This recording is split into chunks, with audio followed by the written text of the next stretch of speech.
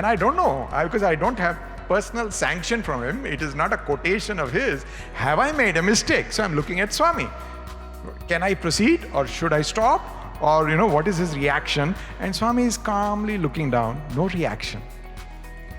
So I got little confidence and I completed my talk. After that, Swami interacted with the youth and the session got over, and then we retired to our rooms. And Swami was visiting the room of one of the senior devotees, Colonel Jogarao, and we also followed into that small room.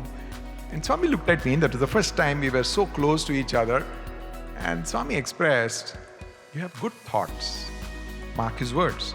"You have good thoughts." And then he said, "God's weakness."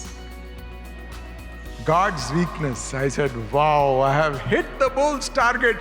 From that day till today, I have never tired telling our students, my dear students, prayer is God's weakness. Some of them, would come and tell me, "Sir, don't tell, God has no weaknesses." I said, whether you accept it or not, I have got acknowledgement card from God that prayer is God's weakness.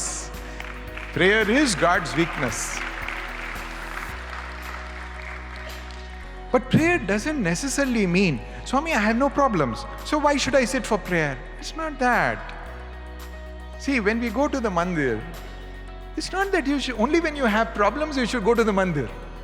Or only people who have problems should visit temples. The people who are having no problems and they're very happy, they can be wherever they are. It's not like that. When you go into a prayer session with the Lord within you, or in front of you, or wherever you think that you are able to connect to Him, prayer is a time to be with the Lord. You may have nothing to ask Him, but you just go there to show your face, whether externally or internally. And He is very, very happy. He is very, very happy just to be with you. When that phase of your life starts, when you're not living with Sai, but Sai lives with you, it's a very, very beautiful phase of life, because, the thought for the day says, the first stage, the 3 steps of sadhana, "Swami, I belong to you." That is the first phase. I am living with Sai. I love Sai. The second phase, Swami, the Lord belongs to you.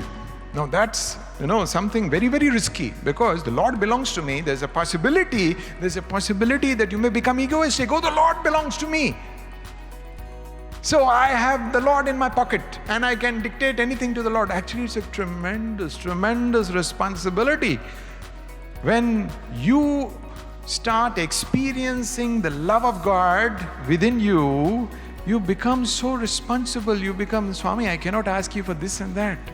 And that's why nowadays my prayer is the best prayer which Swami has taught all of us is, "Samasta loka sukhino bhavantu."